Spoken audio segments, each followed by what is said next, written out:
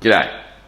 Today I'm going to be talking to you about one of the best kept secrets in the whole construction industry, or any industry that involves taking a drill and making a hole in the metal.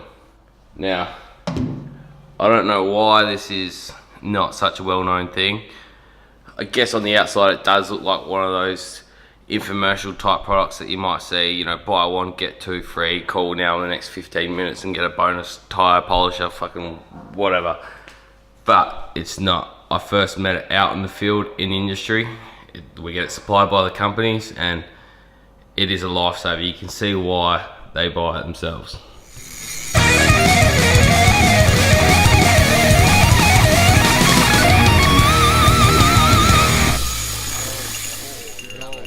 Up enough. So what am I talking about? The humble Drillmate.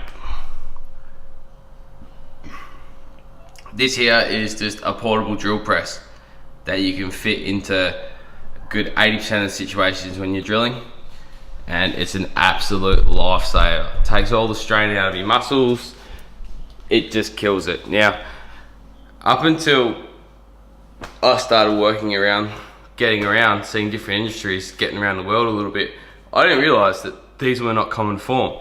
That the most common form was a mag drill. Yes, we have them in Australia too, but you don't always have the perfect ferrous steel for the magnet to sit to. And then if not, you're pushing one of these pedestals and it sucks. It's the worst. Drilling one of these, like at least with the battery drill, you can overcome the kick back in the clutch and your wrist has got a chance. With something like that, your wrist has no chance. Just scary as hell. And you whack a 13mm drill bit, you're gonna get 12 holes in before you burn the drill out. That's the design and build is quite simple. Pretty much, you've just got your clamshell molded casing, which clamps on to the neck of the drill.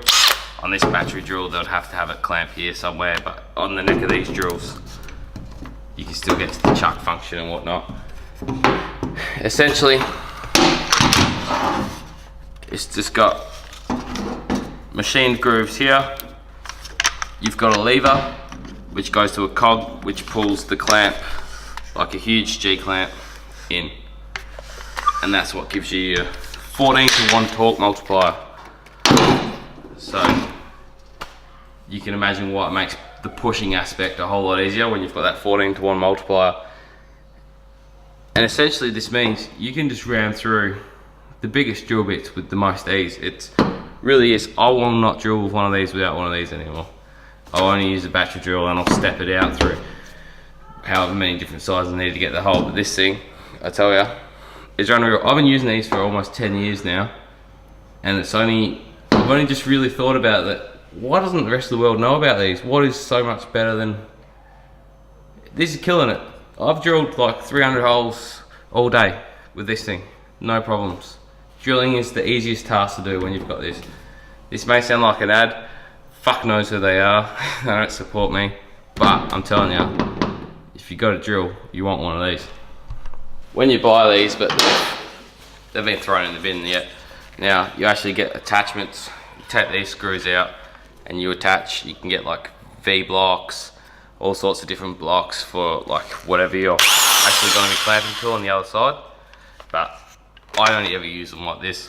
Sometimes these end up getting chopped off so you can get into the web of stuff better and get a bit of a better versatile movement over, but in general, all you need from them is the clamp. You can see the handles have been chopped off this one just to get into better spaces.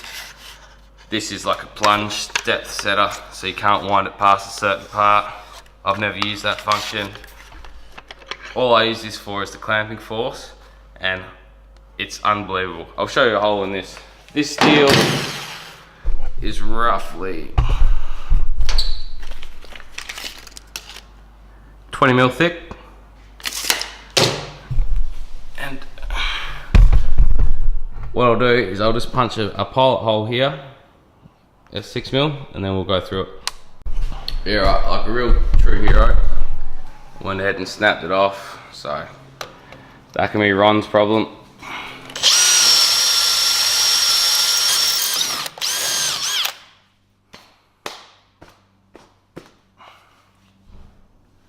Right.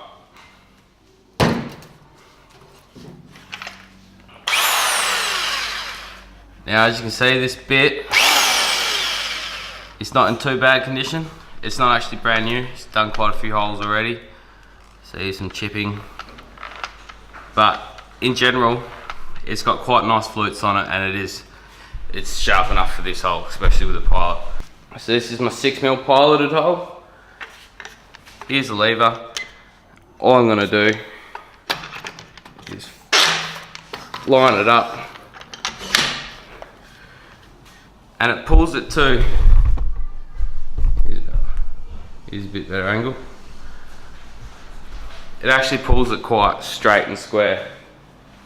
Now with these two fingers is all I'm going to need now to actually get the right amount of torque to drill this hole. So as simple as this now.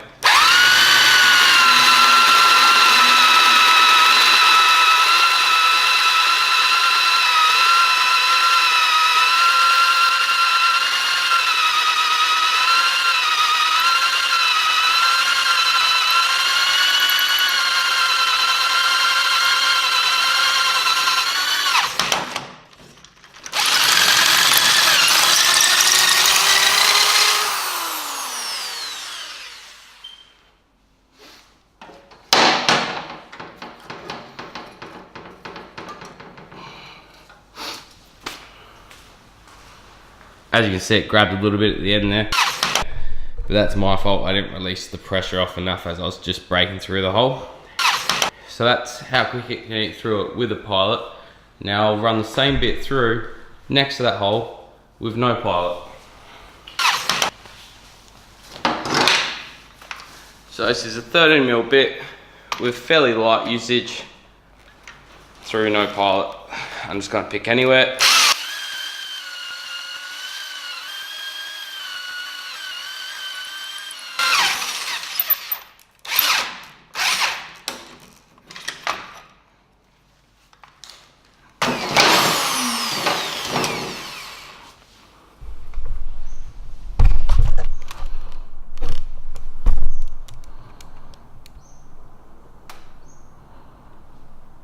Two perfect holes. The biggest drill bit I've got today is this reduced shank 14.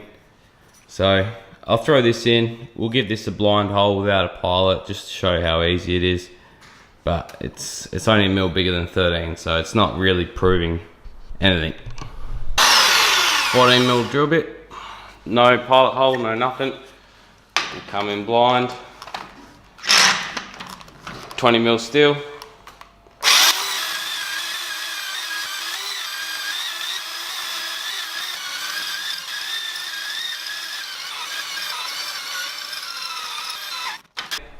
Another perfectly clean hole.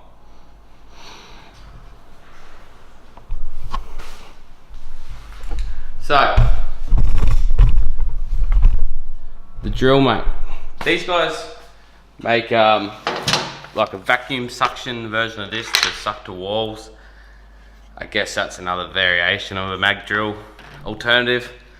But this here is, for my money, this is better than a mag drill in everyday situations. It's not as heavy, it's way lighter. I think this only weighs like 1.5 kilos or 1.6, something around that. You bring your own drill. So I can't think of what they cost. I've never actually bought one myself. They fail. When they do fail, it's usually the cog inside here, which attaches to this to turn this. These teeth normally stay intact. You lose a tooth or two off the cog. That's because people have that 14:1 multiplier, and then after the 3/400 hole, the drill bits finally starts getting blunt, you know. As you can see here, I rammed them through with no lube, no mercy. No cutting fluid whatsoever. I just rammed them in, went and sent them. So you can imagine after 300-400 holes, people doing similar, just absolutely making these drill bits scream through hell. They start getting a bit blunt. They start overcompensating by the bluntness of the flutes of the drill by increasing the torque. And when you got a 14:1 multiplier, you're now 14 times as strong as you would be normally. So you can get in there and, you know, blunt drill versus thick steel. something it's going to give, and the fail point is this cog. The best thing about that is it takes 5 minutes to replace them, but you do have to order them. So like any drill implement, people got to know what they're doing to use them. This isn't a stupid solver, it's just a helper. One of the best things about the versatility of these is we all know what it's like when you're just about to break through a hole and you get that kick back and your drill runs off. The best thing about these, if you position, say your hole's here, you can position this rig so just on the angle. So if it ever does kick, it's going against the steel itself and nothing's going to happen. Worst case, you're going to snap your bit, but it gives you enough time to get your wrist and yourself out of there before you end up tangled up in it or get a wrist strain. That's why these are a wrist saver. That combined of while you're actually drilling a hole, as soon as you've actually started the hole, the force that you're applying to this lever is clamping this and stopping rotation at the same time as pulling in. But once you break free, you have to be aware, you have to have a hand either on the handle or be ready to counteract it with this handle. Always have your hand ready to release the trigger. Normal drilling stuff, but you don't want it to. This can save you from kickback is what I'm saying. If someone hadn't gone ahead and just chopped the handle off here to get it into a bit better of a spot, because the handle adds that tiny bit of extra bulk, and sometimes you don't have the most open I-beam ever, but it still beats the. You'd rather mess around with this for 5 minutes trying to get it in there than try and drill a big old hole through with no assistance, because this is 20 to 30 times easier. I can't dream of not using this, but it does normally hold the Allen key, which then uses these two spare bolts here to exchange out your chocks. That's your V-block and all your different attachments for what you're clamping to on the back. So if you want to drill into pipe, if you want to drill into certain weird angles or whatever like that, they come with them. For general use, we just get rid of them. We carry these. We've got one of these for every electric drill, no matter how many people we've got. We might have 100 guys, 50 guys, 10 guys. There's a Drillmate for everyone ready to go to be shared along with it, because it just saves time. Why spend 2 man hours on a hole when you can spend 5 minutes? They speed everything up that much. They really are the best thing. Best kept secret. I don't know, so if you've seen them before or seen something similar, what do you use? I'm assuming most people just use mag drills, and when it's not a mag drill, it's just a prick drill. You know, just, oh well, this hole's gonna suck, boys, get to her. But nah, if you can get one of these, oh mate, your job today is drill 6,000 holes. Yeah, she'll be right, I'm off, fucking bang. Yeah, they're killing it. Yeah, let me know what you think. Let me want to know. This is mostly plastic with aluminium. I think this is cast, not machine, and they're definitely machine cogs.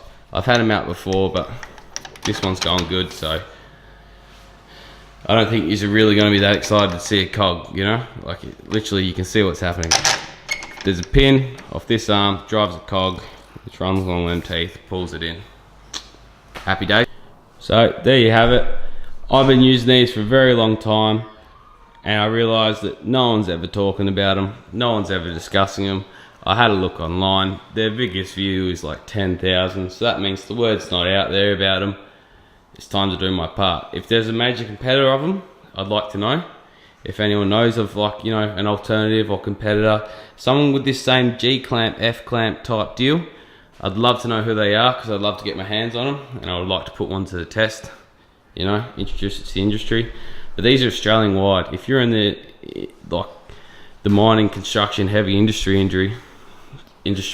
you've come across one of these, and makes beautiful little bits of swarf, doesn't it?